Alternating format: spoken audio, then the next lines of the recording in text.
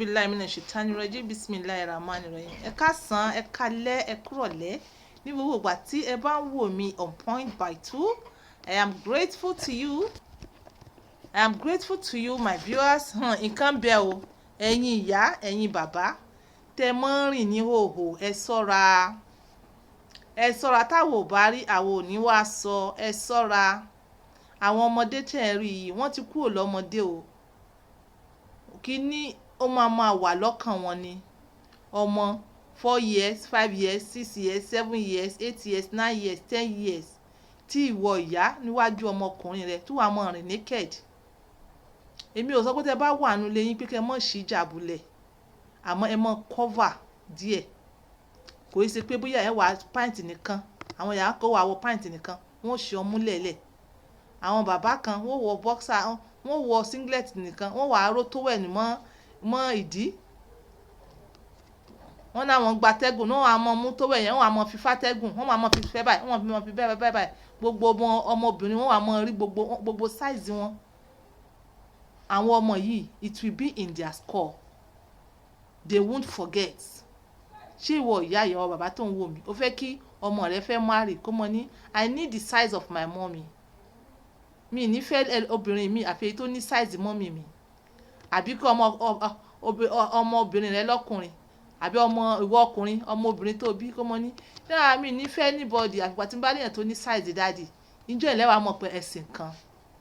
Lẹ́wàá mọ̀ pé àṣé ayọ̀ burúkú lẹ̀ ń yọ̀ tẹ́ ẹ mọ́ máa síra ká. Tẹ́ bá ti ń bí àwọn ọmọ. Yes, ó dáa kí èèyàn wà free nínú ilé ẹ̀. Àmọ́ torí ẹ̀ ni ẹ fi ní private room pẹ̀lú ìyàwó ẹ̀. Ẹ lọ túra kalẹ̀ nínú yàrá yín. Ẹ yé ṣe gbogbo ara sí ara kalẹ̀ bẹ́ẹ̀ yẹn nínú sitting room.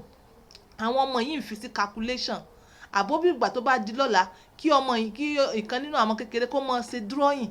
Kán ní what is done, this is my daddy's pimpin. Kí ọmọbìnrin mọ̀ ṣe drawing kó ní this is my mommy pom for up. Ṣé ìjọ yẹn ni? Ó ní ọmọbìnrin kan. Ó ní ọmọbìnrin ìgbà tí gbogbo àwọn ẹgbẹ́ rẹ̀ ń ṣe ìyàwó kò ṣe ìyàwó. Kí ló sọ pé òun wá? Ó lóun wá size daddy. Àmọ́ kan àwùzù billahi minash shaitani rajim náà ń dáríjì wá. Àmọ́ kan tó ṣẹlẹ̀ láàrin àti daddy ẹ̀. A lè fẹ́ irú ẹ̀ kú. A lè fẹ́ irú ẹ̀ kú. Ó lóun wá ru size daddy. Why? Tó bá ti wá rí àwọn ọkùnrin tó ń súnmọ́ bóyá tí wọ́n ní àwọn fẹ́ fẹ́ àbí bákan ó ṣe style ó lọ sí ó dó sẹ́yìn ó fọwọ́ síbi iwájú wọn ó fẹ́ wo size wọn wò pẹ̀lú ọwọ́ rẹ̀. Haram ṣìnà nìyẹn, immoral. Gbọ́n nǹkan tí mò ń sọ. Ó ní òun wá size dáàdì òun. Ìwọ tó bá ti rí ọkùnrin tó wá ti pé mo mọ̀ fẹ́ ṣó yé yín á fẹ́ mọ size yẹ pé kí ló kárì kí ló wọ̀ tí ń sàlẹ̀. Àwọn ẹgbẹ́ rẹ̀ mọ̀ ti marry tán ó sì wà bí òun wá size. Ṣé ẹ rí i pé wọn ò tọ́ dáadáa torí carelessness ta ni carelessness ìyá àbí kí n sọ wípé àti bàbá náà àmọ́ kan tó ti ṣẹlẹ̀ o mo fi sọ fún yín pé astaghfirullah. Àmọ́ ṣé ìwọ tó ń wò mí yìí ṣé wàá fẹ́ kírú ẹ̀ ṣẹlẹ̀? O ò ní fẹ́ kírú ẹ̀ ṣẹlẹ̀. So ẹ pack up. Àwọn ọmọ tẹ́ ẹ̀ ń wò yìí wọn èyí ṣe ọmọ kékeré.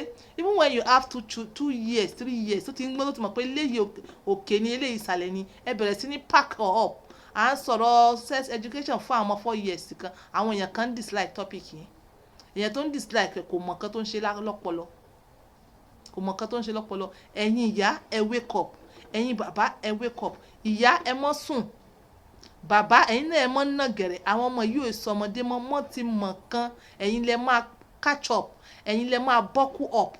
Àwọn ọmọ kọ̀ǹpútà they know everything. Ẹ pack ara yín ẹ má jẹ́ kó wá dọjọ́ iwájú kí ọmọ sọ wípé size mommy mò ń wá size daddy ni mò ń wá. Yes, this is my words to you today. Alhamdulillahi rabbil alamin. Adúpẹ́ fún Ọlọ́run fún wákàtí yìí. Ní tẹ́ ẹ̀yin tèmi continue to subscribe.